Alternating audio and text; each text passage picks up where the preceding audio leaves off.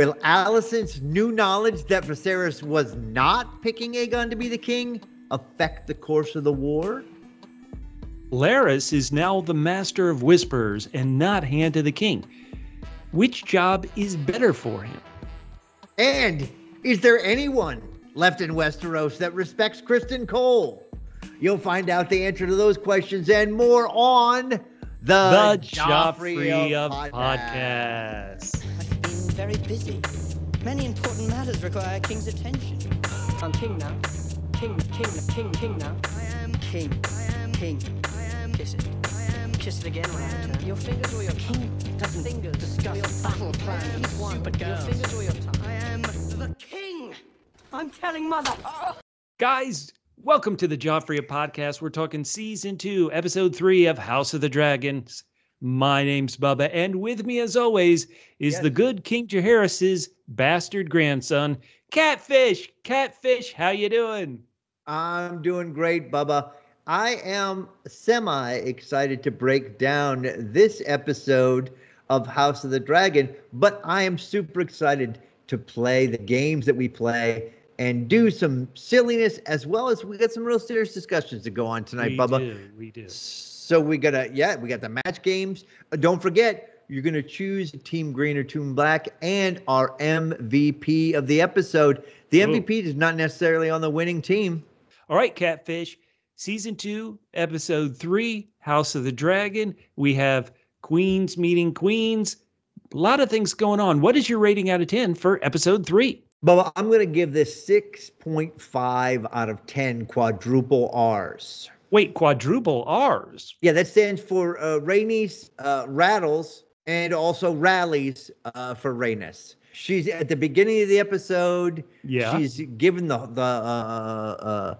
Rhaenyra rallies for Rhaenyra. Rhaenys is talking to Rhaenyra and just kind of talking her down, just saying like every time Rhaenyra says something, Rhaenys says, "You mean like the thing that you did?" Like the thing that we did. And so finally she gets her to understand. And then when the council tries to railroad Rhaenyra, Rhaenys reminds them why they shouldn't, that sometimes wisdom is better than impulsiveness. We also had Sir Gawain, who would be my new favorite, but Sir Larys is still getting it done in this episode. Great to see the scene between Alicent and Rhaenyra. But it didn't really move the story unless it's planting a seed for way down the line, as far as I think. And most of this episode was planting seeds. Look, we can't Dragon seeds. Oh, we can't have children killed every week. We don't have enough of them. Oh, okay. We don't have enough. But still, this was a real seed planting. Moving pawns around the chessboard, even though we had important people moving around, it was still really a setup episode. Really just a super long, 55-minute breath after the last episode. And so that's why I gave it 6.5 for mostly table setting. And also disappointing me personally. Everyone's, Harrenhal this, Harrenhal that. You get there and the place is a dump. Just a dump, and with poisoned and well-seasoned food. I know what that means when they say something's been well-seasoned. That means that stuff is old, Bubba. So I was down on this episode. Yeah, it's funny. You said a lot of positive things, but you are coming only 6.5 out of 10. Tough. Exactly, just because I didn't feel like the plot was moved forward barely at all. If you can come up with one thing that substantially changed from the last episode to this episode, unless you're way Team Larys and you're like, moving on up, boy got promoted. There wasn't a whole lot of movement. So that's why I'm going to do it. But Bubba, listen, people don't want to hear me run down this episode. They want to hear your 9 or 10 rating for this episode, Bubba. So give it to them. What did you give this episode? Well, I didn't go up to 9 or 10. In fact, I'm only half a point above you, Catfish. I'm giving this episode 7 triple C's out of 10. Triple C's? Yeah, you said you loved the scene at the end between Alicent and Rhaenyra. I considered it a crazy church confession. What is going on here? The fact that Rhaenyra could come in, that Alicent wouldn't turn her in, wouldn't take her captive and, say, don't be a kinslayer. Take her captive, throw her in the black cells underneath the Red Keep. Crazy that this happened. I guess these two actresses have such chemistry and it's their bond, the princess and the queen, way back in the first season. They really kind of... Queen Dowager. Well, now Queen Dowager, right. But back when they were first going, I guess it was just princess and lady in waiting. And then it suddenly became, her best friend became the queen. I mean, they have such a history that this should be a powerful scene. And I think it would be a good scene for them to really come together.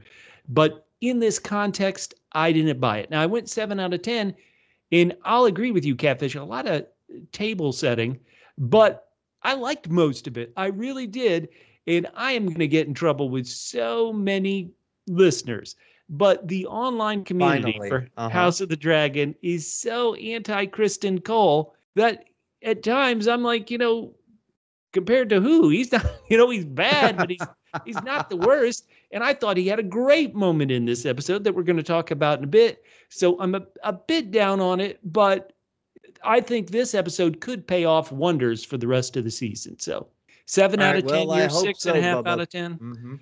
Listeners, we always say, who cares what we think? It's really not important. It's just our opinion. What matters is your opinion. We want you to reach out to us. We want to hear what you think of these super long, over an hour episodes of House of the Dragon. You can reach out to us on all our social media platforms. We're at PHQ on Twitter, Instagram, Threads, Facebook, YouTube.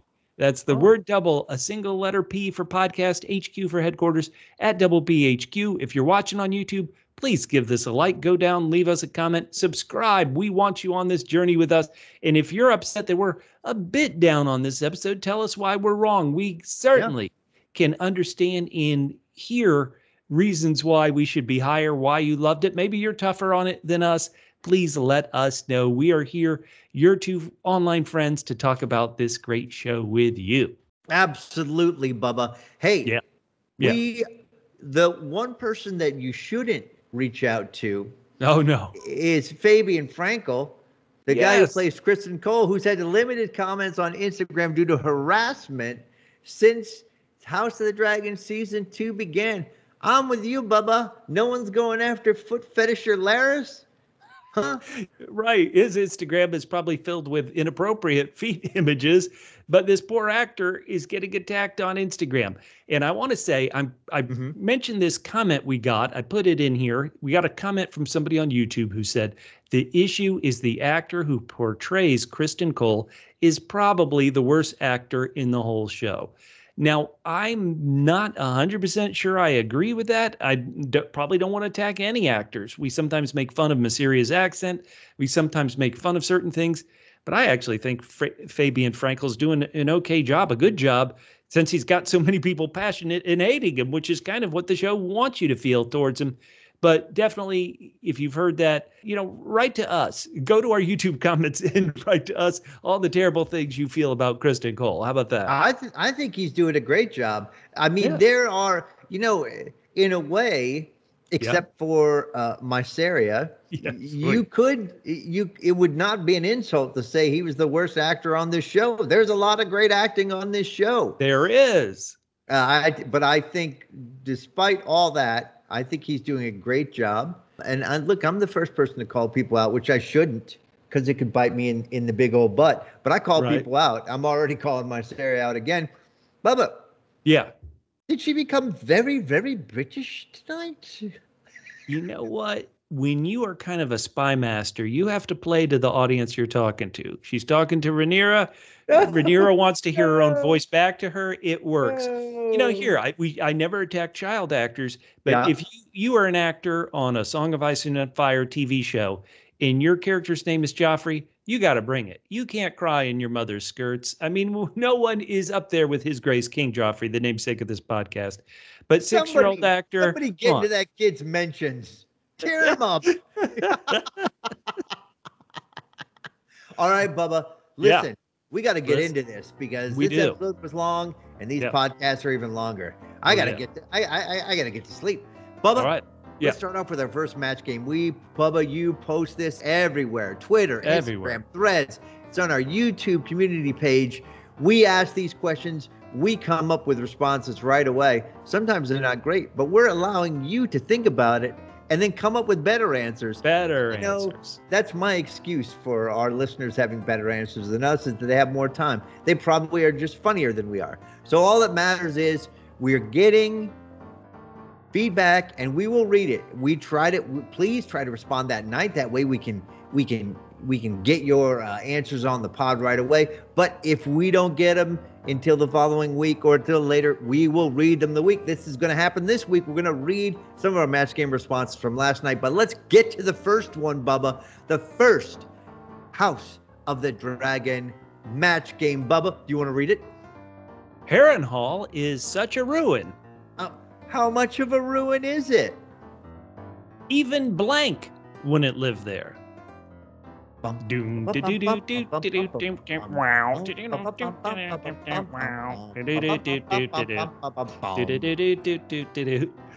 right, Catfish, are you ready? I'm ready. Harrenhal is such a ruin. How much of a ruin is it?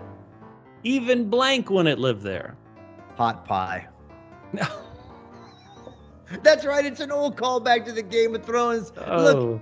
Look, they got ovens, but even hot pies, like, I can do better than this. I can sell my wares anywhere, Bubba. I'm not particularly proud of that one, but it's not my worst answer of the night. Okay, all right. But it's also not my best. Good. All right, Bubba, here we go. This is for you. Harrenhal. Wait, hold on. Let me say.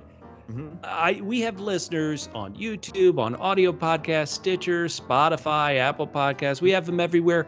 And I'm assuming we have listeners of different ages. So I have two different answers, one for our older listeners and one for our younger listeners, because I want to get a match somehow. Okay, Bubba. Harrenhal is such a ruin. How much of a ruin is it? Even blank wouldn't live there. All right, older listeners, the answer is Bob Vila. Okay, all right. You have to explain if you have to explain a joke, it was terrible. He hosted this old house on PBS for years. But our younger listeners, I've got a better one for you. So Harrenhal is such a ruin. How much of a ruin is it? Even Oscar the Grouch wouldn't live there. Oh, and he lives in a trash can. Oh God! All right. Okay. Yeah. Sure. I'm so glad you said that one was for the younger listeners. All right, Bubba, did we get any answers? And I'll say, if we have gotten any answers, they're going to be better than ours. Hey, there's one. You know what? I'm going to start with this one because it is so funny. Catfish followed that link to read a bunch of answers. So Harrenhal is such a ruin. Even Larys Clubfoot's podiatrist wouldn't live there. That is from hero to all match game questions at Dooley's Left Legs on Twitter. So good. That was my favorite, but there are a couple others that are just as good. So you ready? About our good buddy Link Hogthrob on Twitter at Matt's Test Slab 1. Harrenhal is such a ruin, even blood and cheese wouldn't live there. Oh, that is great. That's pretty good, huh? Do you want to read some of these others, Catfish? Can't, Bubba, because Elon won't show them to me.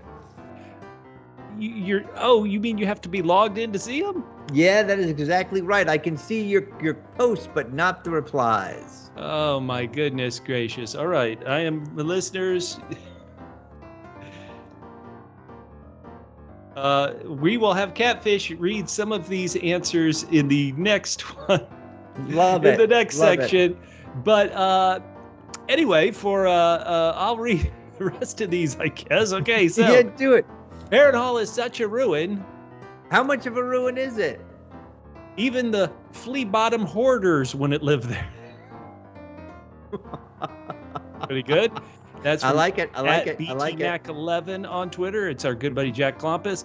Harrenhal is such a ruin. Even Gollum wouldn't live there. That's pretty good. This is some fantasy crossover from the great Twitter spoiler at Hamlet is Dead. And of course, one more that we have in right now. We're recording this right after the episode. Harrenhal is such a ruin. How much of a ruin is it? It's so bad, even Edward Scissorhands wouldn't live there. Oh, no. I liked Gollum because I think that's what you were going for when you said Oscar the Grouch. But you Mine failed. is much more topical for the young ones. Oh, boy. Okay, so we'll have more answers coming up and more match game silliness and some seriousness. So let's get to some serious right now, Catfish. Mm-hmm. What we always do after the first match game is we want to celebrate what's great about this show. And we always talk about our personal favorite scenes. Do you have a favorite scene in the episode you want to go on and on about? Or do you want me to go first? Because I am ready to sing the praises of this one scene. Well, why don't you sing the praises and then I'll make sure not to copy you because I have two in mind. My boy. The guy who is hated more than anybody, who has to monitor his Instagram follows, Fabien Frankel, a.k.a. Sir Criston Cole, he was pretty much getting dogged this whole episode. Like, he's put in his place. Ooh, you're Dorne. Ooh, Dornish. We know how the Seven Kingdoms people like to make fun of the Dornish. We had this, this Hightower. Oh, Gawain Hightower. Boy, you've really raised up the ranks. My dad doesn't have the job, and they've given it to the friggin' janitor. He was totally getting dissed. But they're out in the middle of this field. Criston Cole has to try to put some authority out there when what happens? Bela on her dragon, he spots him. How in the world could he spot this dragon? It was so far up. It's in the sun. How in the world? It's amazing. I was like, is he having a stroke? Criston Cole, I need his eyesight. That was incredible. Then they run into the trees, and it was very wonderful that Gawain Hightower, who'd been talking so much trash, he's kind of trembling on his horse in those trees, knowing that the dragon could light those trees up, and he'd be roasting on an open forest. But Criston Cole, they cut to him. He actually did seem a bit cool, calm, collected. Criston Cole, last week, he pitched a twin swap, which everybody's giving him crap about. God, the guy was like 5 feet away from succeeding with Criston Cole's plan, for goodness sake. And on the Star Wars show, The Acolyte, they said, boy, that's a good idea, Criston Cole. They swapped twins. Now, what's interesting, spoiler for Star Wars, The Acolyte, is the twins, when they swapped, they had to get a haircut. Criston Cole's going to war. He went to Supercuts, had to look good for the war. I'm saying that anytime a dragon is attacking and you are riding a horse and a dragon is maybe, what do you think? That dragon got within 20, 40 feet of him? I mean, that was pretty darn close. I thought it was good. I thought the last two stragglers were going to be no-name dudes who just got crisped. I'm surprised we didn't lose some no names in that scene. All right, well, Bubba, I loved it. That was my favorite scene. I love it. We're going to talk more about Larys later in one of our small council questions. So I'll talk about that scene later. It has to be. I don't know what is going on here. What you're all of a sudden protective of Criston Cole. He can do no wrong. He's a sweet guy. He's handsome. He's got lots of hair. All of a sudden you are all in. When it comes to your MVP of the episode, I don't think I need to ponder who you're going to pick. It has got to be that final scene between Alicent and Rhaenyra. Because even though I'm disdainful, and we'll talk about it again in another one of our questions, whether it's going to do anything, these two got back together, heart to heart. These old friends that we started the show with, and they understand that both of them were justified in feeling why they did and making the decisions that they did. So the fact that we're in this situation is heartbreaking. It's heartbreaking that the two of them are at odds with each other. And the fact that we talk about this on The Acolyte all the time, where we feel like things aren't explained. You were right there. You can explain something. This is great that the writers made it so that they could understand what happened and what happened, why there was confusion. It was a lovely, beautiful scene. Yes, maybe it's a little hard to believe, but also it starts off with a funny bit, right? When Alice is like, I could just call, and Rhaenyra's like, well, yes, they'll come in and take me, but not before I kill you. And then Rhaenyra's like, I started this off on the wrong foot. Do-over. Let me have a do-over. Look, I did love moments. Sure, I did love moments of their scene together. Just the contrivance that got them there together. You know what, we're always so tough on Mysaria. I think you could have had Mysaria going and being the one who's saying, I'm here as a direct representation of Rhaenyra because she wants to reach out. Now, admittedly, by doing that, you miss out on the brilliant, you do want to see that doubt creep across Rhaenyra's face about, oh my goodness, did my dad suddenly flip the script on me? And then we see Alicent understand, and we see that she understands, even though she's like, no, that's it's too late. We see she understands. Look, I don't mind the contrivance here.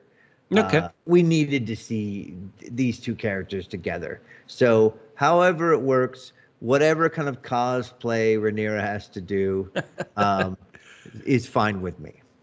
All righty, listeners, we talked about our favorite scenes in the episode, favorite moments in the episodes. We want to hear from you. Once again, if you're on YouTube, type the comments. Type the word comment. We'll read it. We read almost all the feedback we get because we love hearing from you. And if you had a better scene, better moment, tell us. Now it's time. It is time for Match Game 2. Now, we go to this well an awful lot for our Match Game questions, but get ready. These two characters, they always will have good Match Game answers, we hope. So, Catfish, are you ready for Match Game question number 2? I am, Bubba. I just warning listeners. Yeah.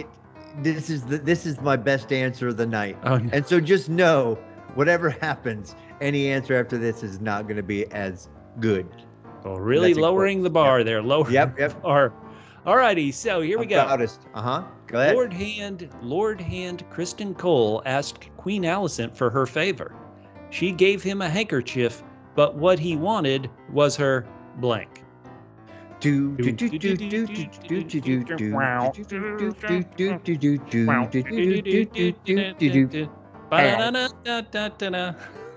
right, Catfish. I'll read it one more time. I'm so excited. Lord Hand Criston Cole asked Queen Alicent for her favor. She gave him a handkerchief, but what he wanted was her blank. Hand in his briefs.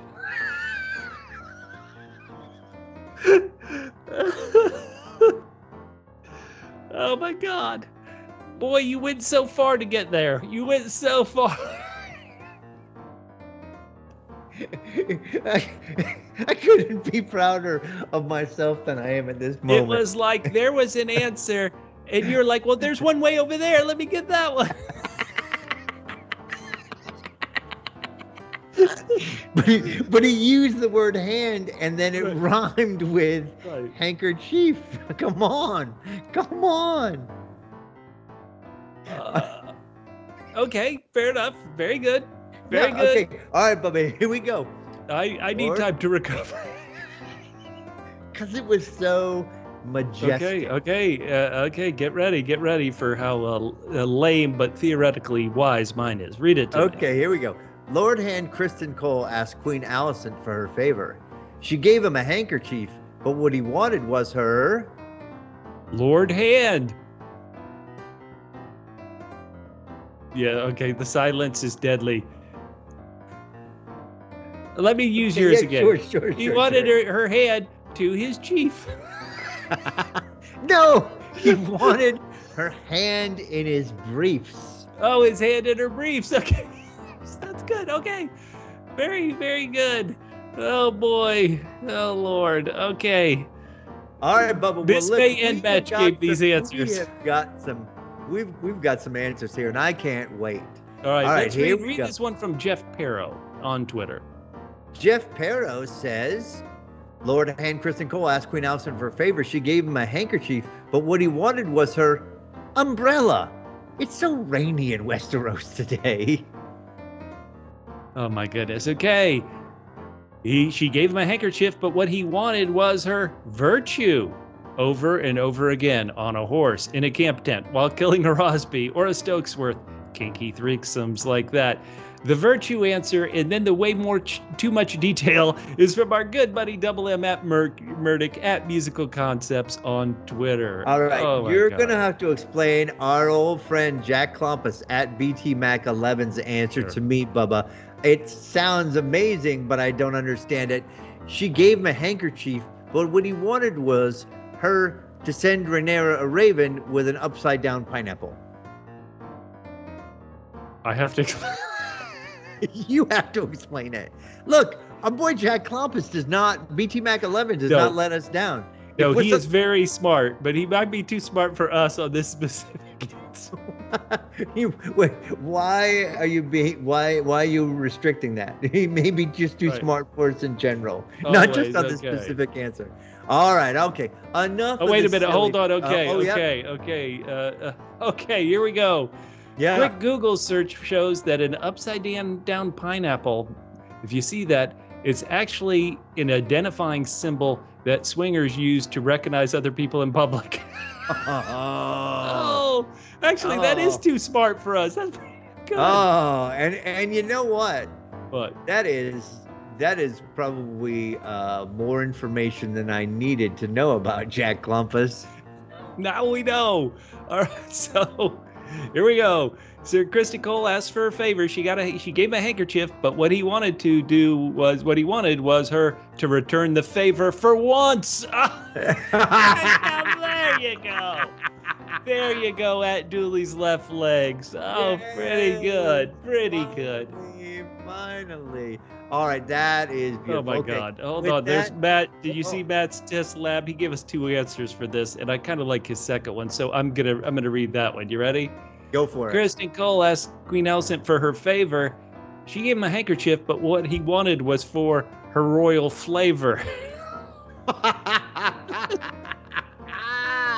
Now, see that? It's just like hand in his briefs. See, it's royal favor, but he said royal flavor.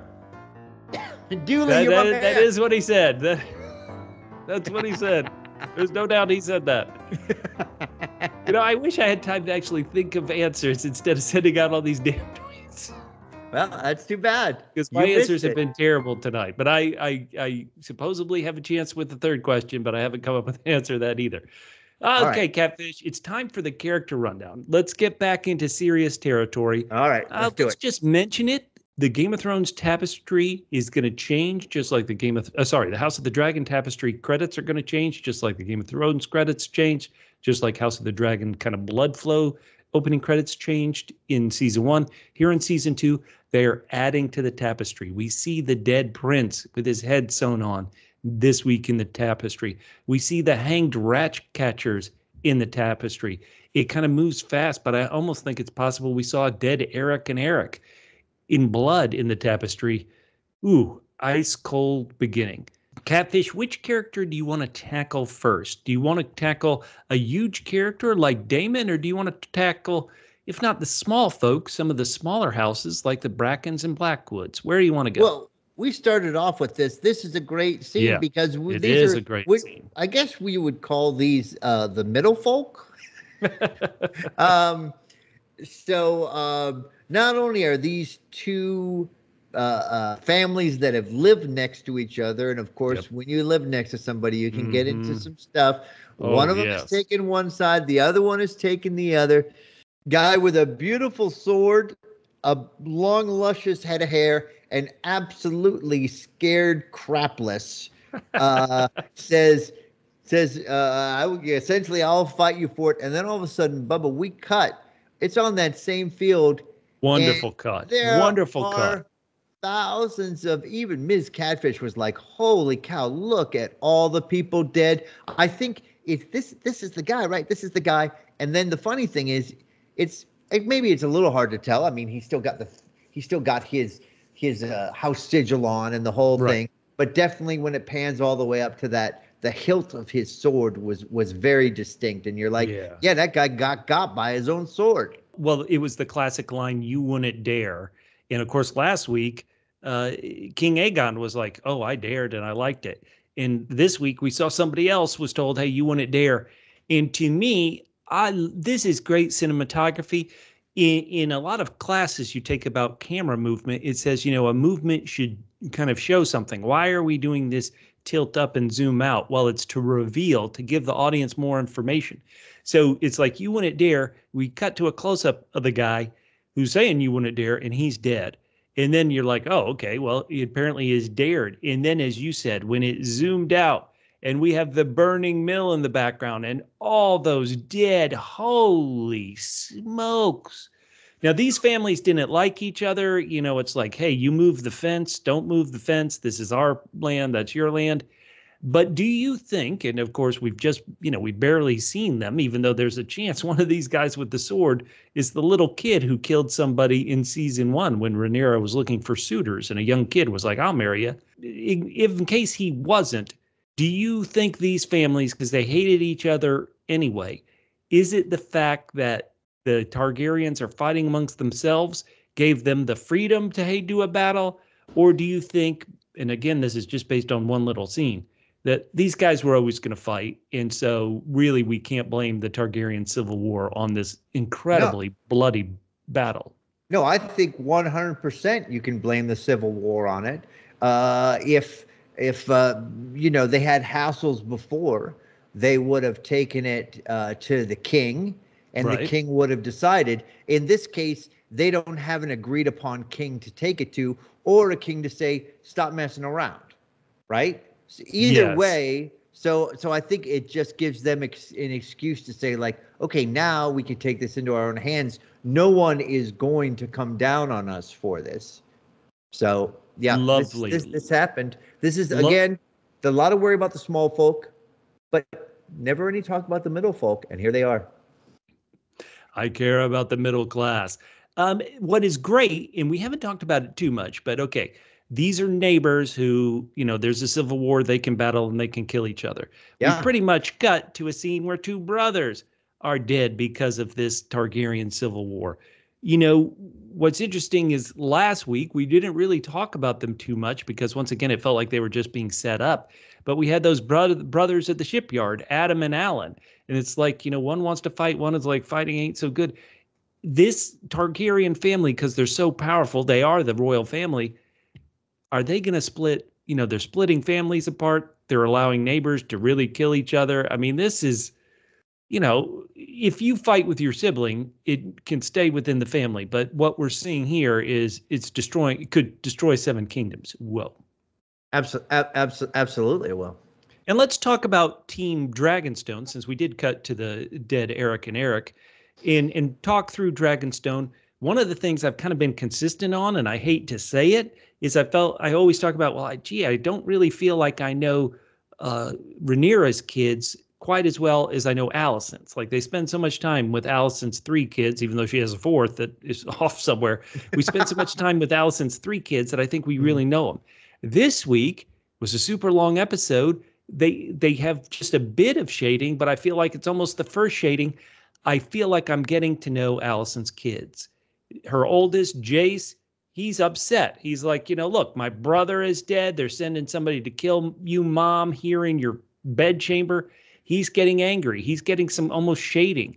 And then Rhaenys grandchildren, boy, this is so hard to keep track. Rhaenys grandchildren, the 2 daughters, Baela and Rhaena, it feels like, okay, I'm beginning to understand them a bit. And then Rhaenys herself, she just shines through everything. She does. What do you feel about Team Black, Rhaenyra's court? Even her court, where I have to be honest, keeping track of the name of the people on her court can be pretty tough. They're just kind of nameless. Hey, we like fighting. We're men. What do you think about Team Dragonstone, Team Black, Catfish?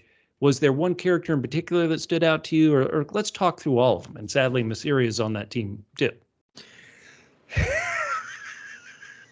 Well, I mean, let's talk about, first of all, these, it's tough because Rhaenyra has lost family. Yep. Now she doesn't have Daemon on her side. She's been, I would say, emotional in these small council meetings. That's probably true, yeah. Now, I'm not saying that kings have not been emotional. We've seen kings be emotional in small council meetings, but these guys kind of feel like, with the whole thing of like, we really prefer a king to a queen. That's part of the reason why Rhaenys got overlooked, right? That they seem like they want to take advantage of this. They've already give her sidelong looks and Daemon sidelong looks. Now he's gone. Now they're saying, hey, maybe you'd be safer away from us so that when people come kill you, they won't kill us. And she, though, God bless her, she calls them right out on it. It's treason, she calls them. Yeah. And in Catfish, it's like twofold. It's like, hey, you get out of here, and that way they won't attack here because they're trying to get you. But it's also like, once you're out of here, and I think in their opinion, Rhaenyra is indecisive, and they feel like we need decisive leadership. They just want to go on their own. So it's ridiculously ridiculous. What is interesting? Well, what they want is they want to be able to make decisions like the other team is making them, which is essentially, let's just go full out war. This is ridiculous. Let's not try to bring the tensions down. Let's get them before they get us. Once again, these are Daemon's kids, Baela and Rhaenyra.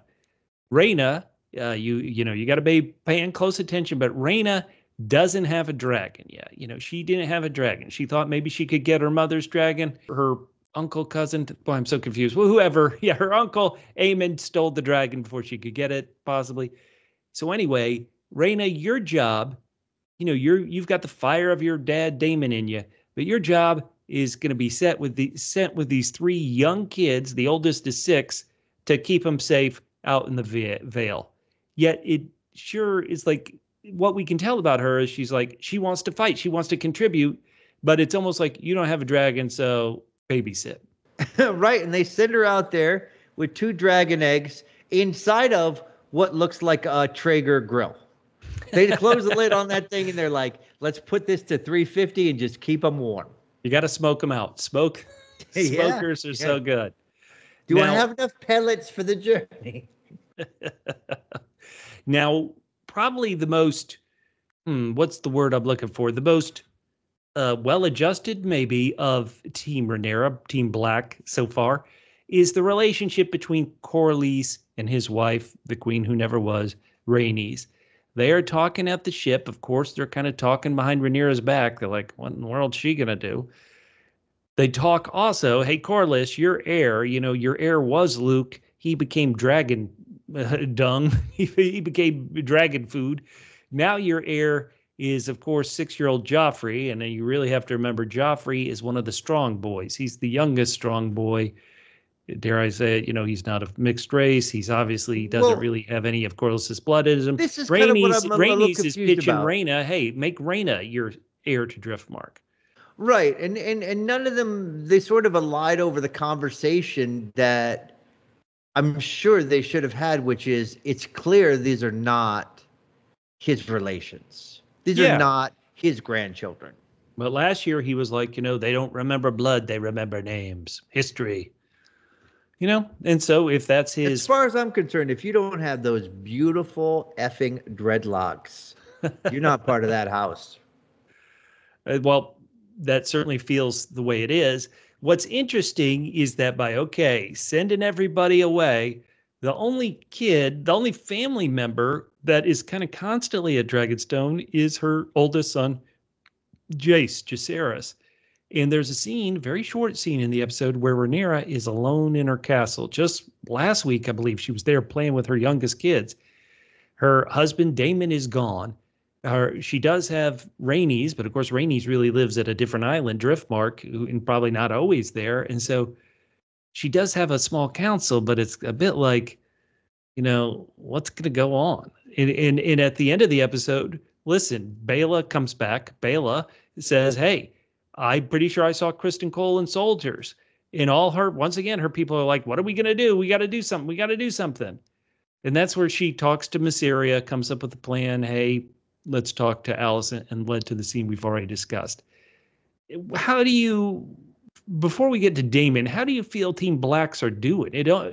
This sounds very minimal because they theoretically did capture Harrenhal today, but I would say they're losing. They're losing, right? Would you say Team Black is losing this week? I mean, if you walk into a shack and the person's like, take whatever you want, is that capturing something, Bubba? That's Radio Shack. Radio Shack at the very end. They were like, take what you want. But my feeling is that nobody really did much this episode. So yes, am I going to agree with you that they didn't? I will agree with you that they didn't. Well, let's get to Daemon, the final member of Team Black that we need to talk about. Is he? Good boy. He arrives at Harrenhal. This is a great plan. I'm going to take Harrenhal for Rhaenyra. You would think you would use the dragon to take it, but this place is so big and also so kind of empty. It's like, what are you going to do? You know, like literally the dragon can't go in these small places, but really most of the roof is gone, maybe. There are bats flying everywhere. I wrote in the show notes, Daemon, this doesn't seem like a great plan. But somehow, after kind of walking this ruin forever, he finds the main person, who is Simon Strong, who I'm pretty sure is Larys's father's uncle. And he's like, I want this castle. And Simon Strong's like, okay, you want anything else? How about some dinner? I mean, you're right. This isn't much of anything. It is certainly not, considering this has been talked about by both sides. We have to hold it. Important it is. Right now, it is not important unless you like that indoor-outdoor feel to your castle. Open concept. Yeah. Well, the Zillow listing. Open ceiling concept. Listen, open concept. Get in touch, a strong feel of nature because it drips in your bedroom. This is pretty good. Now, these rocks, formerly walls, are artistically laid out on the floor. Listen to me. Listen, you got to sell it on Zillow. You got to sell it on your property. You're going to be like, make the space your own. Fixer-upper. Bubba, just to say, because you sort of gave me the thumbs up last week when my prediction was Daemon, even though he's upset at Rhaenyra, it was going to go out there and capture things kind of in her name. And so he does indeed capture this completely open and undefended Harrenhal. Yeah. But then he says a few things that make me wonder if I was exactly correct about his motivations. Right. In her name, but he's very specific with Simon Strong, saying, no, you don't call me a lord. You don't call me this or that.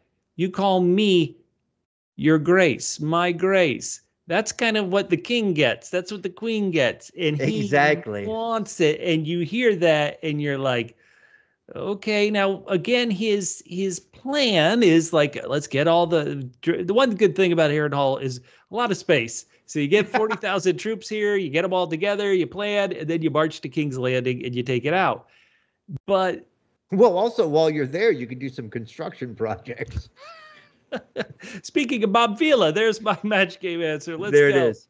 But what I love here is Simon Strong once again completely belies his name by like, sure, what do you want? You want to call you your grace? How about Mr. Hobnob? I'll call you Mr. Hobnob, huh? Big old King Boy. You want me to call you King Boy? I'll call you King Boy.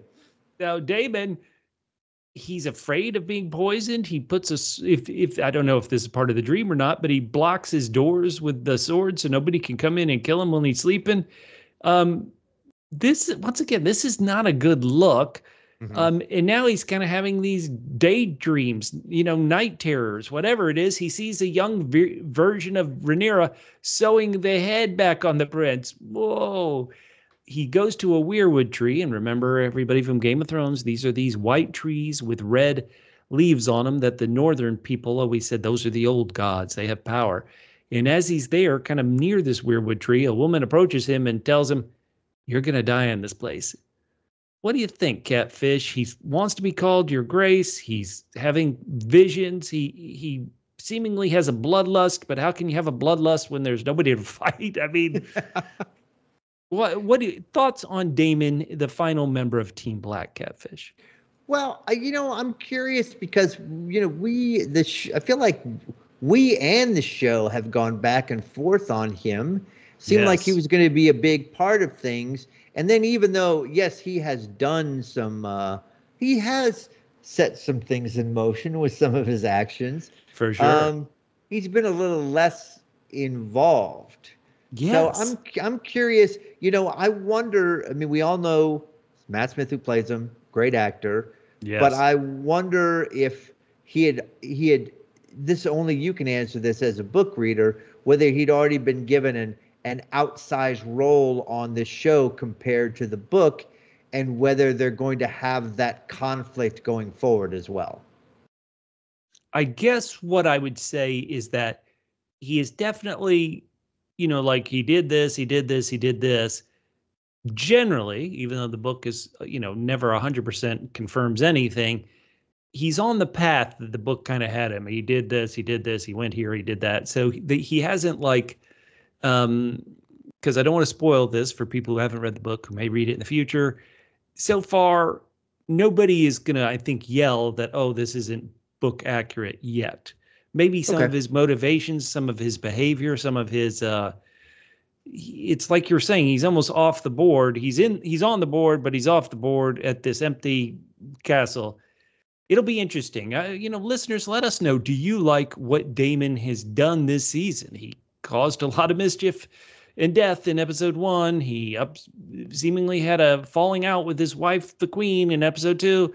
In episode 3, he's, property brother finding a dump.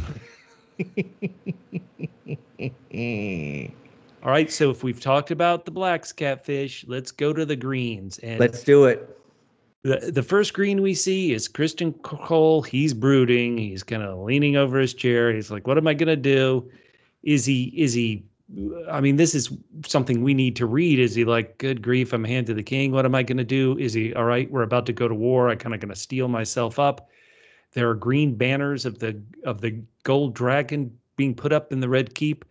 And then, probably worse of worse, he's possibly still Lord Commander of the Kingsguard and hand to the king, but King Aegon has just named a bunch of his bros to the Kingsguard. What the hell? Well, I will say this. No matter what he is, in either position, he should have the full respect and attention of the rest of the Kingsguard.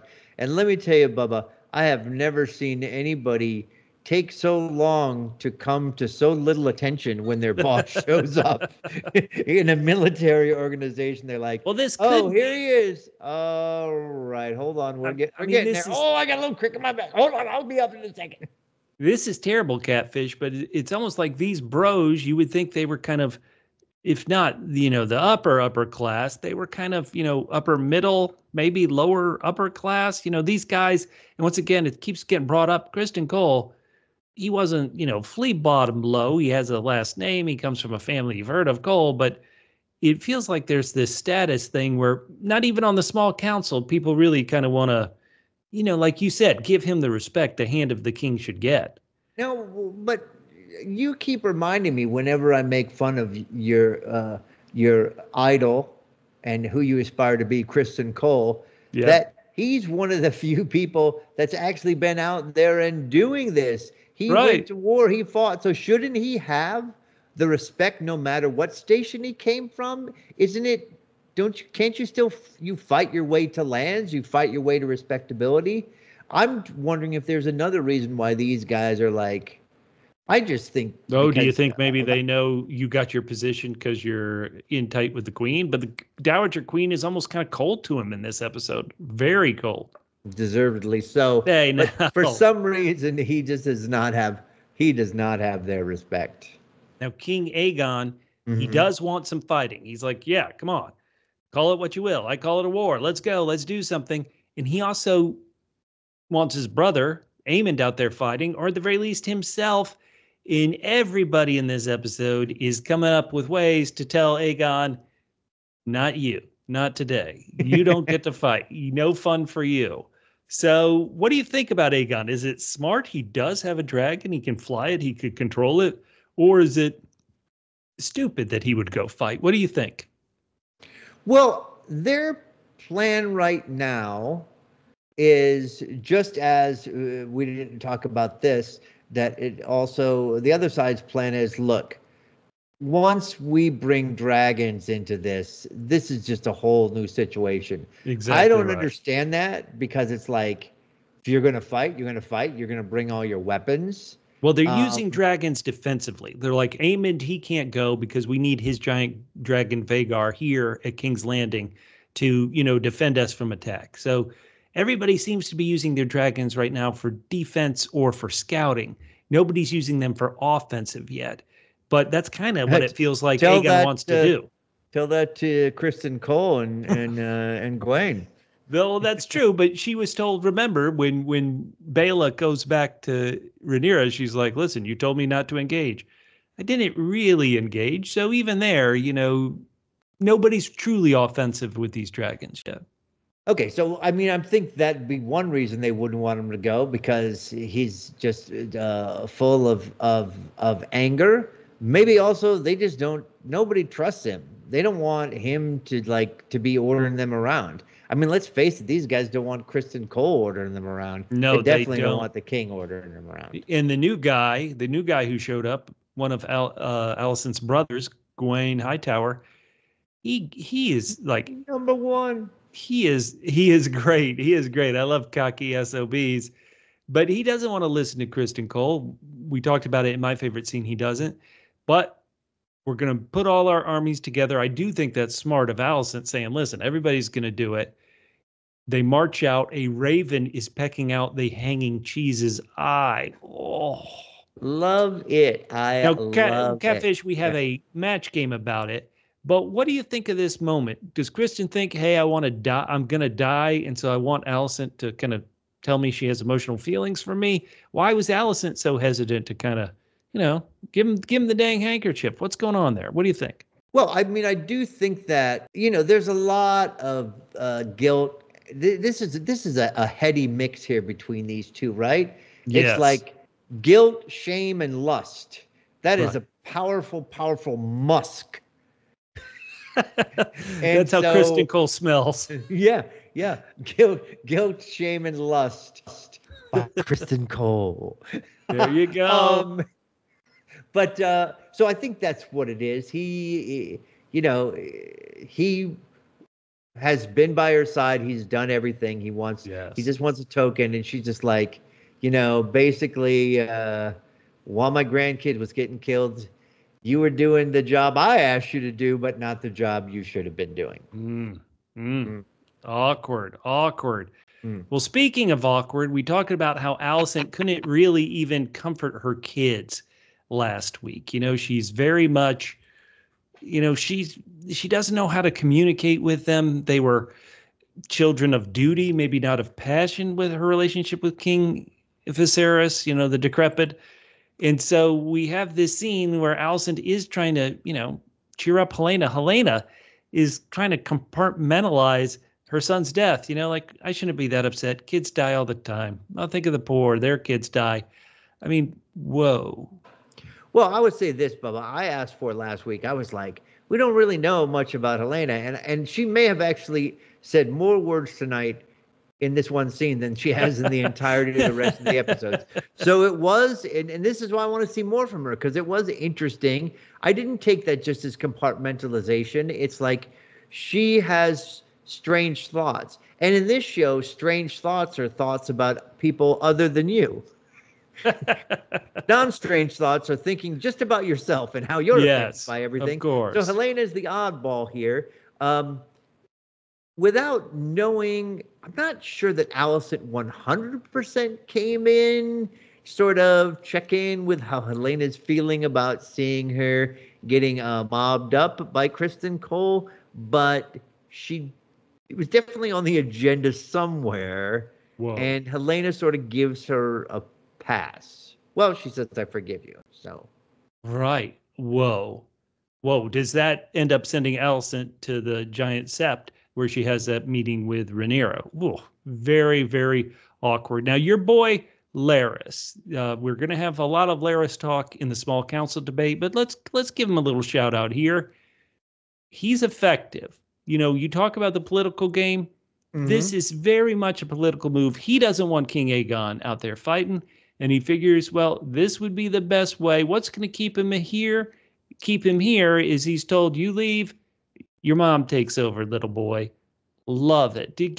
Talk us through Larys here, who needs to tend these weeds and has a new title. Larys, first of all, so good. He suckers the king. First of all, he tells him, he doesn't just lay out the reasons to stay. First, he lays out the reasons to go. He plays both sides of it. Smart. A lot of people are saying this. He's always smart to finish with the strong stuff. So he just really lays it on thick there. He lets the Kingsguard. It's funny, these new Kingsguard, you would think maybe they weren't hep to like let Larys is allowed to come in, but essentially Larys is like, look, you want this king to die or not? Just let me in, all right? I got this. And it's so good. Look, the now we thought he was angling to be the Hand of the King. Now, like, the title isn't great as opposed to Hand of the King. Sure. But, again, we'll talk later about what we think is the better gig for Larys. Now, he is dressed beautifully in this scene. And I think although he's disproved the notion that you dress for the job that you want instead of the job that you have, because he really wanted the Hand of the King job. But Bubba, finally, Larys was in the right place at the right time. Who knows? Could have gotten maybe one of the king's remaining daughters could have ended up the mistress of Whisper. Yeah. But Larys was finally in the right place at the right time. Larys, if you were going to pick a side of, hey, I want to stand next to this person so I don't get killed, and everybody always likes me. Larys so far, creepy AF, but I think he's so far the most effective, even better than these rulers, Aegon or Rhaenyra, at kind of, this is what I need to do to get ahead and achieve my goal. So I like Larys. Or a leg. Get a leg up. Yeah. Get ahead. Or a foot. Mm-hmm. Before we get to King Aegon and his bros' wild night out. Hell yeah, bachelor party, bro. Last week in episode 2, we saw this guy looking up at all the dead rat catchers hanging there, and he seemed a bit disturbed, seemed pretty tough. Tonight, he's like Norm from Cheers. He walks into the tavern. Everybody's like, Ulf, come over here. Talk to us, Ulf. How you doing? Now, Ulf, is he boasting? Is he honest? Who knows? But he claims, hey, guess what? King Jaehaerys, he had a son, or boy, I'm getting all of these things confused. I'm pretty sure he's saying King Jaehaerys had a son called Balon the Brave, and that he's a bastard son. He's a bastard Targaryen, and calls himself a dragon seed. He says Rhaenyra. I bet that's what he says to the ladies. He says that would make him brother to Daemon, half brother to Daemon. What do you think about this Catfish? We know King Aegon in season 1. We saw him. He had some bastard kids. Is it possible that we got a lot of Targaryen dragon seeds out there? Are you excited about this? I mean, either way, whether it was a lie or not, since that puts him on sort of a relative to Rhaenyra, probably good. He tamped that talk down when the king comes in. Oh, yeah. Suddenly he's like, yeah, hey, let's drink. I'm on your side. Oh, boy. Good work, Ulf. Just like me, always switching teams. Way to go. Now, I don't really have much to say. Game of Thrones, the original show, was famous for sexposition.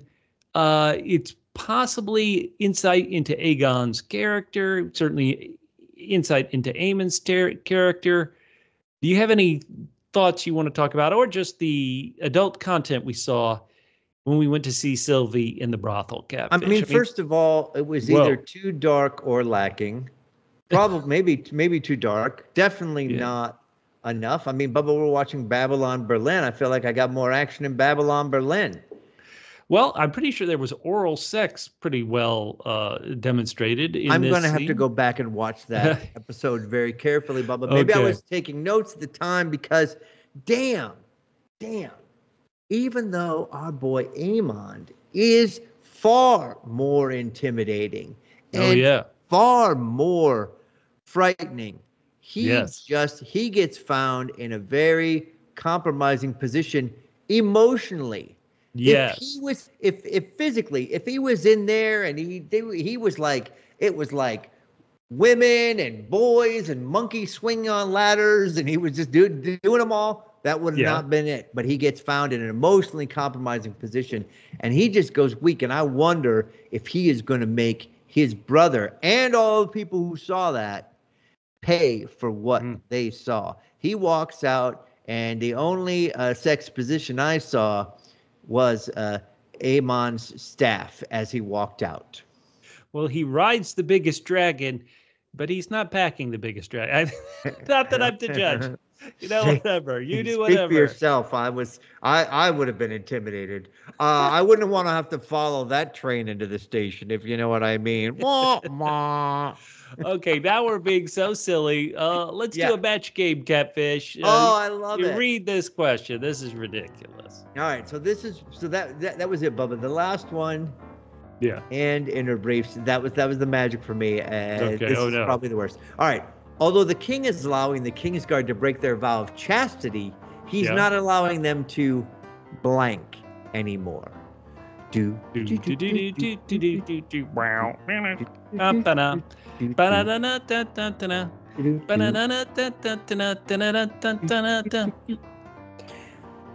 right. I should have stopped humming and started thinking of an answer, but sure. Oh, boy. All right. Although the king is allowing the Kingsguard to break their vow of chastity, he's not allowing them to blank anymore. I really don't have an answer, so I'm going to say he's not allowing them to use Axe body spray. You know what? For a last second answer, that was good. It works at the time. Okay, Listen, sure. My answer is not much or at all better, so let's just go for it. Okay, go ahead. Although King Aegon may allow his Kingsguard to break their vow of chastity, he's not allowing them to blank anymore. Go to sorority parties. Yes, they're frat guys. That's what they do. We need to turn in the match game. We've done a terrible job this week, but listeners, you're gonna save us. You're gonna save us like you always do. Oh, and some of these answers are pretty insightful. Let's go to one from our good buddy Patman23 on Twitter. So you ready? Yes, let's hear it. Although King Aegon may allow the Kingsguard to break their vow of chastity, he's not allowing them to say magnanimous anymore. Oh, that's pretty good. That's pretty. Somebody's paying attention to these shows. Very good, Patman23. Thank God. All right, I've got a few I can read here. Although King Aegon may allow the Kingsguard to break their vow of chastity, he's not allowing them to play hide and seek with Aemon's food. Oh, that is Jack Klompus at BT Mac 11. Sloppy seconds. That's terrible. Hey, Nick Fortuna definitely knows that these are the bros. He says, although King Aegon may allow the Kingsguard to break their vow of chastity, he's not allowing them to wear Izod polo shirts anymore. These are all they're better than us, as always. The Izod, the sorority parties, I love it. All right, hold on now. You're going to have to explain something to me here. Although King Aegon may allow the Kingsguard to break their vow of chastity, he's not allowing them to go near his mother's crown jewel. No, so he's like Criston Cole can do it, but you can't. Oh, Dooley's left legs. Dooley's left legs. Love it, Bubba. Go for it. And the final one is our good buddy Matt's Test Lab 1 on Twitter. He's not allowing them to flog the dolphin anymore. Oh, boy. Adult content. We're still in the brothel. All right, so we need to serious this up. All rise. It's time. Put your ball in the dish. It is time for the small council. I know that. I know that is from episode 2. When you say it, it drives me crazy. Yes, put your ball in the dish. Put your ball in the dish. Okay. Hey, we're going to get back to serious talk. Will Alicent's new knowledge that her dead husband, her King Viserys, he was talking about Aegon the Conqueror and was not necessarily picking Aegon to be king. Will that affect the course of the war? What do you think, Catfish? Alicent may know it, but at the end of the episode, she kind of was like, this is the team I'm on. This is the position I'm in. And so what do you think?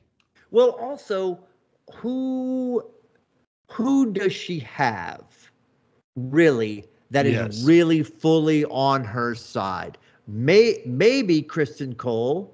Maybe. And so maybe she can affect him as Hand of the King to try to do something. But she doesn't have, I don't believe her son, the King, is going to listen to her. I don't believe that even Otto Hightower's not going to listen to her, because he's like, yes. So what? Otto would be like, this is the bed we made. We're in it. Yeah. So I'm going to put a pin in this, and I'm going to say, if it does affect the course of the war, it's not going to be for a couple more seasons. This could be like a pivotal moment, but I'm extremely doubtful. What about you, Bubba? Well, what I would say is that because Alicent went so hard back to her well of, listen, the king decided it. And I loved her argument. She's like, listen, you know me. I said you'd be a good queen. I'm not a crazy person. I'm not a radical. But the king switched the position. I thought that part of it was strong. But at the end, Catfish, no matter what she may know deep down, she was like, this is the side I'm on. So if it's going to affect the course of the war, it almost has to come from Rhaenyra's side. Is Rhaenyra like, okay, my mom put my half-brother on the throne, took my seat, but it was an honest mistake? And could Rhaenyra actually do that? Really actually say, okay, it was an honest mistake? When she's lost a son, she's killed her nephew. I mean, Daemon put a plan in place that killed her nephew. So perhaps Rhaenyra could do the war in a way that is less violent, but everybody around her, nobody's going to allow her to do it less violent. Maybe Rhaenys, but I mean, even Daemon's kids, like I'm saying, Rhaena wants to fight. So if it's going to affect the course of the war, it's going to affect it in very minor ways right now. I think you're right on that. How about, though, and I hadn't even considered this till now, even I'm the one who posed the stupid question, is what if it affects the war in this way, in that there was always maybe a seed of doubt in Rhaenyra's mind that maybe Viserys did change his mind at the last second, and now she knows this is a horrible mistake. She's justified, and it's just like, let's rain hellfire. So instead of her, all this like doubt and confusion she's going through, she's just like, you know what? It doesn't matter if I want to make this go easier. The fact is, the rules are the rules. Viserys wanted me to take over, and so now I'm going to do it. So maybe it's going to affect the war because of the effect it has on Rhaenyra and not Alicent. Wonderful. Listeners, we want to know what you think. Go down in the YouTube comments. Debate us. We love it. At PHQ, Twitter, Instagram, Threads, Facebook, YouTube. Talk to us. We love it. All right. As we all know, Bubba, question 2. We all know that you and I have different heroes on this show. Okay? Yes. Okay. Your hero is the Hand of the King, Sir Criston Cole. My hero is now the Master of Whispers. Ooh. That's Larys. Now who? Sure. Larys, is the better job for Larys, Master of Whispers or Hand of the King, and is the better job for the kingdom for Larys to be the Master of Whispers or the Hand of the King? You start. I'm going to give, based on what we've seen, this is 1 season and now 3 episodes into the show. What I've seen from Larys is that he is effective. And so better for the kingdom is to have him Hand of the King, where the most power he could be. He can't technically be king. He's a strong, I don't even know, once again, he's got to be upper class. If he has a last name Strong, he has a house. He technically is the Lord of Harrenhal in name. And so the highest he could get is Hand of the King. He is effective. We need somebody who's effective right now. The kingdom needs somebody effective to end this war. Who do I think is more likely to end the war? Criston Cole quickly or Larys quickly? I think Larys could figure out a way to do it quickly. So for the kingdom, I think it's better if he's Hand of the King. For him, as we know from the original Game of Thrones, when you have that much power, you also get that much blame. And so we saw that possibly the only reason why Otto left with his head is because he's the king's grandfather. If you're maybe not the king's family member and you mess up hand to the king, I think there could be a violent outcome. So for him, I think he's better to be Master of Whispers. So says I. What do you say? Bubba, I hate to completely agree with you, but I'm going to completely agree with you. For Larys, it's the best for him to be Master of Whispers because he will know exactly when the right time is to get the F out of Dodge, if getting out of Dodge is necessary. And for his tricky, evil mind, I think he would be a lot better as Hand to the King than Criston Cole, who, as a hammer, never saw a nail, or a queen dowager he didn't want to pound. This is, once again, forgetting that his plan, everybody called him crazy for. Criston Cole's plan came within, I'm saying, 5 feet, 6 feet, 7 feet of succeeding. Ending the war. If Rhaenyra's dead, that pretty much ends the war. You're right. If it had not been for the multiple accented Mysaria, who, as you said last week, you're like, well, I'm sure she's the one who actually raised the alarm, even though we didn't see it. That turned out to be true tonight. All right, Bubba. Yes. Question number 3. Is there anyone left in Westeros that respects Criston Cole? Bubba, well, name me. We had a convert today. I'll give you one, Gwaine Hightower. He totally flipped the script. He didn't by just spending a short time with my hero, Criston Cole. He totally has respect. That's why people listen to this podcast for a short time. They respect me. Brothers in arms, Double C, Criston Cole, and me. Lots of respect. I'm telling you, he's got more respect than Sir Rodney of House Dangerfield. That's how much respect Criston Cole has. Wow. I think the only one left in Westeros, and they're still just barely there, is Blood and Cheese. The corpse of cheese has more respect. It's disintegrating. Lost an eye tonight. All right, Bubba. That's a flesh wound. Team of the week. Who is your team of the week? You start on this one, Bubba. Who is your team of the week? I've been so tough on them the whole series. The fact that we're getting some character shading for Team Black, I'm going with Team Black this week. Baela, Rhaena, even Jacaerys. It's kind of nice to get little shadings on your characters, which I felt you guys needed, which I now feel I at least kind of understand you guys a bit better. So just for kind of showing up, I'm giving Team Black the tip of my cap. Oh, Bubba, I'm going with Team Green this week. You always got to go with a group of people who never let a vow stop them from having a hell of a night out. What happens in Flea Bottom stays in your urinary tract. I was going to say something else, but you covered it. All right, Bubba. Okay, yes. Who MVP is your MVP of the week? You don't even need to say it. I already predicted it. Let's hear it, Bubba. Well, hold on. Let's hear your prediction, and then let me scroll through the notes to find a different one. Pretend they always were. You know what it's going to be. Your hashtag hero, Double H, also known as Triple C, Criston Cole. Super Clips Criston Cole. Climbing. Criston Cole. He's my hero. I think, listen, the guy has made 1 or 2 minor mistakes, but Criston Cole, he is a lover. Do you want to be a lover or a hater? He is a lover, Criston Cole. Let me ask you this. Do you want to be some upper class snob, or do you want to be Rodney Dangerfield in Caddyshack? Probably neither, but if you had to be one, Criston Cole is singing I'm All Right to Kenny Loggins. That's what he's doing. He's my MVP of the week. How about you, Catfish? Let's hear your obviously not thought out hero of the week, MVP. Bubba, if I let you guess, you'd be close, but not exactly right. Go ahead. Guess what I'm going to say, Bubba. Well, I know you definitely like a lot of people kind of saying, hey, to you when you host your cookie party. So I'm going to say Ulf. No.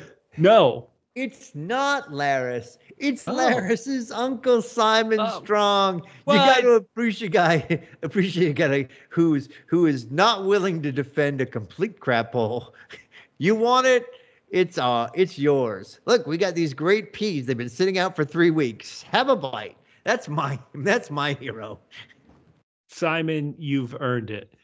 Hey, we have had a lot of questions. We have a lot of thoughts, but of course, people give us better thoughts. It's you listeners. You listeners give us the brilliant thoughts. We say silly things that half the time you should skip over. And the match game answers we provided this week, really tough. Even the classic handed briefs. Really tough. So that was a classic. Catfish, let's get to our listener feedback. Handed the briefs. All right, here we go. Dooley's left legs. Always probably should take over my position. He's got funnier answers. Says double M. Multiple accented Mysteria. He said it was the best double ever. Yes, I win. I just nearly choked on my sandwich. Her accent wavered so much in season 1, and she's back with a new Assisian, Mirish, Riverlandian mashup this week. Ouch. Ouch. Okay. Okay. She's in Downton Abbey tonight, by the way. Episode tonight, Downton Abbey. Let's do it. Hey, at MFL _ multiple times, ML wrote, listen, Criston Cole, you can call him Hand of the King and Tongue for a Queen. He needs to have a spectacular death by the end of season 2. Perhaps a fiery death at the hand of Caraxes, which I'm pretty sure is Daemon's dragon. Oh, ML, not a fan of Double C Criston Cole. Ouch. Oh, damn. And Jags Lifer at Jaguar Lifer probably hails from your birthplace there. Bubba said, it was a great episode. I give House of the Dragon and our humble King Aegon 10 out of 10 double Ds. Wait, double Ds? Delayed dismissals. Oh, boy, Otto. Otto got delayed dismissed last week. These are a lot of ratings for episode 2 of the season. Our wonderful listener, Zephyr Cat, said she gave episode 2 8.5 triple O's. Triple O's? Overcompensating Otto outrage. She also said there was a lot of funeral sadness from the double H's. Double H's? Haunted Helenas. Oh, yeah. And also there was a lot of eliminating of the double R's. Double R's? The ratchet catchers. And, of course, there was swordplay of the double T's. Double T's? The twin troubles. Zephyr Cat also. Zephyr brought it. Zephyr and Dooley's left legs hosting next week's podcast. They are. And Bubba, I just want to say, if people complain, one time, just randomly 2 years ago, one person just complained there were too many damn doubles on the episode. If someone complains again, it's not my fault. Blame it on Zephyr. Listener by the name of Tails Yuki. Tails Yuki, wrote, only Aegon and Criston could be bad enough to make me cheer for Otto in a scene. Damn those two.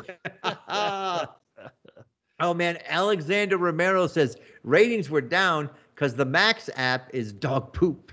Ouch. I had to call customer service, tried to log into my account. App wasn't allowing me after the recommended troubleshooting. Hey, Catfish, you use the Max app, I'm pretty sure. What do you think of it? Are you as tough on it as Alexander is? I would never say someone's not having problems with it. I have not had any problems with it myself. So that I hope that Alexander gets that fixed up. It's good. It's easy to search. I think it's I have about 6 streaming services. I would say it's in the top 3, top half. No. As far as a listener who goes by Good Eye has another double C. Double C. Criston critique. They wrote, Criston is the worst cast member. Oh, man, people are tough.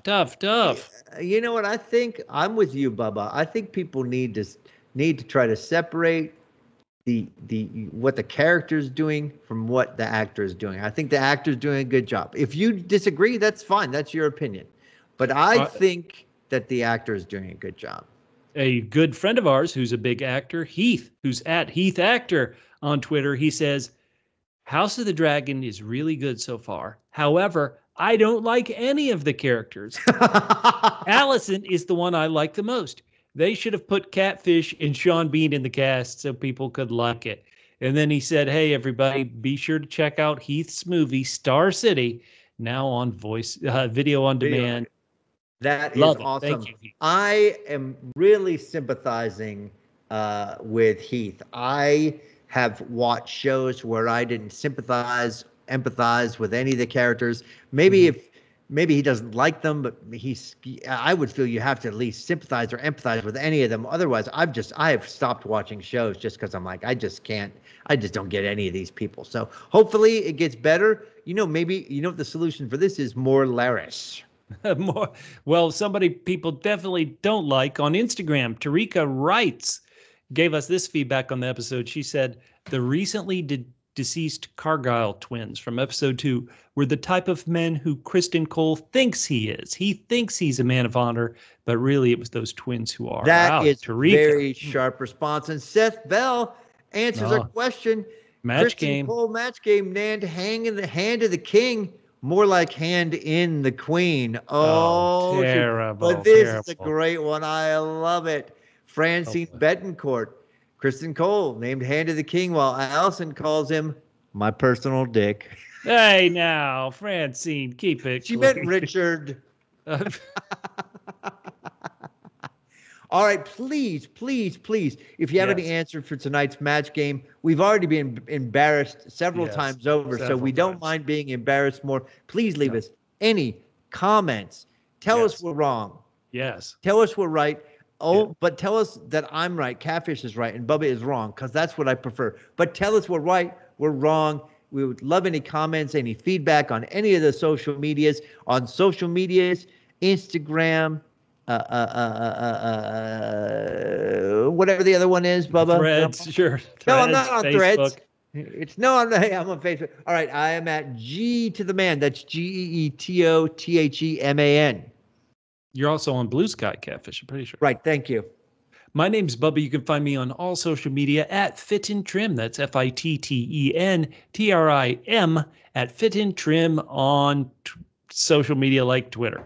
Hey, next week, it's episode 4. It's actually going to be the midpoint of season 2 because there are only 8 episodes. And listeners, spoiler alert, you're going to want to watch next week's episode live.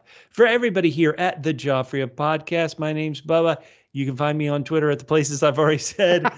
And we'll talk to you next time on the Joffrey Podcast. He wanted a hand in briefs. Terrible.